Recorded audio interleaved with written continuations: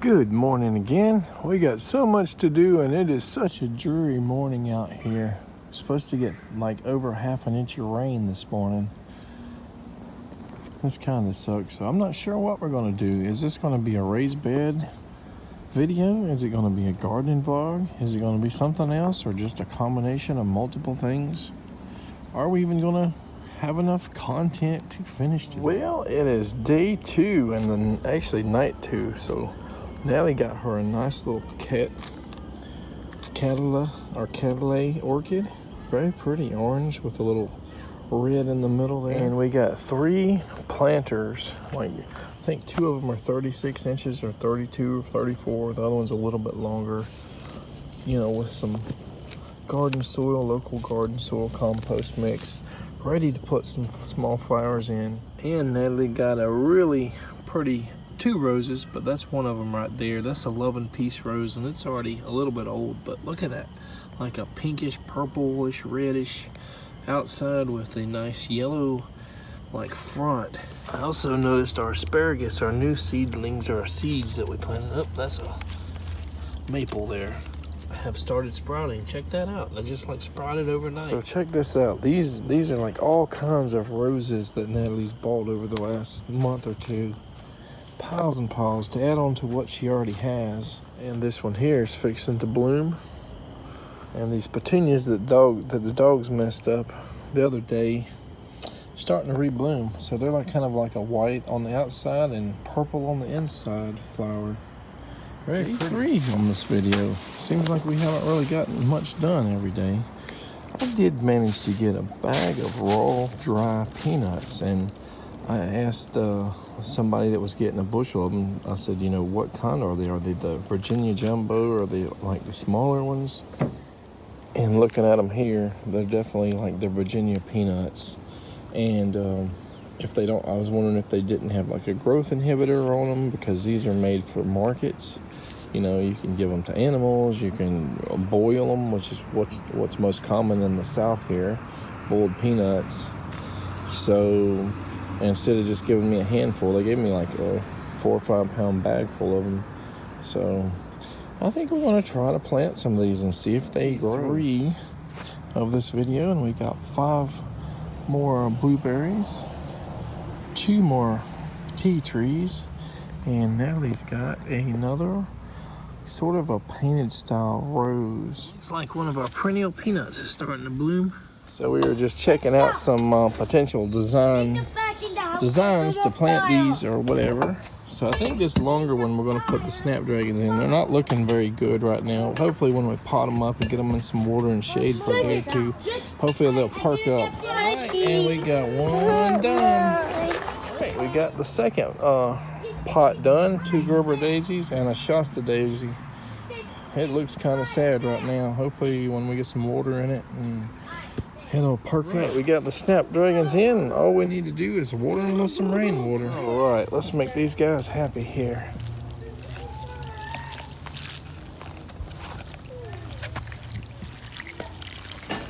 Give them a nice soak of rainwater.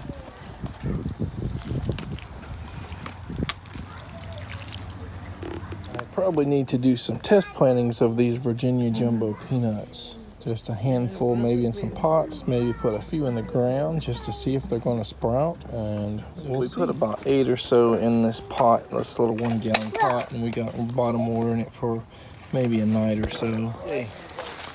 We got what? We got a blood orange way up high. Where? Come here and look over here. All right, it's way up there. You think I see it. Can you get it? Really need to invest in a fruit picker, because this is what we got here. It's like metal handled, like pitchfork like thing. I might be able to do it, but not on camera. It is. We got it. Let me see it. You see it? Look at it. Look how bloody that orange is. Let me see it on you. Last orange of the season. Noob. Looks like our 2 persimmons that we've been waiting to bud out that we planted last year.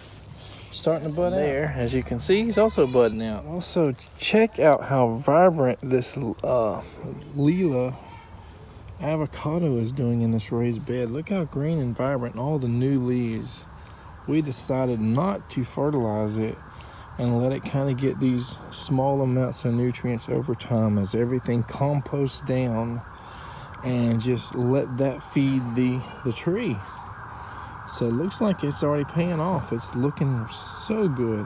I would be surprised if by next winter this guy does not have flowers. I bet it's going to flower. Flowers, and some of these snapdragons are starting to perk up a little bit more after they got water, and they're in the shade. These guys may even look just a little bit better, these Shasta daisies. And we repotted some of these petunias here into a bigger pot, and all I can really get was 3 in there. I guess I could force a 4th one in there. We got 8 of them, but these should fill out this pot pretty good. We still have this Calabracoa. I don't know if I'm pronouncing it right. That we need to find something, maybe another little balcony pot or window pot, whatever you call it. And we have this little orange purslane that we also need to find a bigger pot for, or something. This autumn olive, I think it's about time that we plant it close to the other autumn olive. This is a different cultivar, so maybe we'll get some pollination going on when this guy starts blooming, if it survives. Again, these guys are supposed to be self-fertile, self-pollinating, but it doesn't seem to be the case here in Florida. So I'll end this here, 3 days in the making.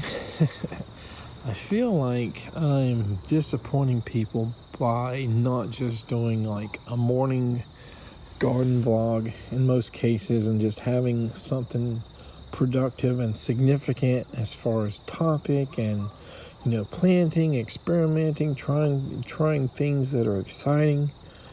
So I apologize. I think it kind of sucks when I feel this way. With that said, we definitely got some new plant material, blueberries and stuff. So things are happening. Sometimes they're slower than others. We're not out picking, reaping the rewards right now. We did that sort of with our pumpkins, and hopefully mulberry season being, just a few weeks away, I guess, and dewberry season being just a few weeks away, we'll start, seeing the kids picking dewberries and mulberries and making something with them, hopefully. And yeah, we really want to expand, have something, 10 different things, 20 different things, 30 different things, 50 different things, whatever it is, maximize what we can harvest and keep it going. It needs to flow every year, and expand until we can't expand anymore, where it's too much to deal with. I can see like our persimmons, once we get so many big full-size grown trees producing 100 plus persimmons each year, everything is just a waste, except if you can sell or trade the fruits. And that's what we started doing with the citrus fruits this season, and that we're trying to expand, because it's nice to make money. It's nice to trade for other garden items and stuff like that, or just to give them away to people that love to eat fruit and to garden and do the same things we do. And before I end it off, we definitely still have some stuff coming through the mail service, FedEx or whatever, plant materials that we hope will help us expand, help us experiment more. Do we eventually get our Department of Agriculture license to sell trees and graft trees and all that stuff as well? I mean, those are always ideas that could be floating around, and you can do as little or as much as you want when you have that license, and you're doing it legally when you do it. So it'd be nice to have more options, more competition out there, especially for things that you can't really normally buy at a big box garden center.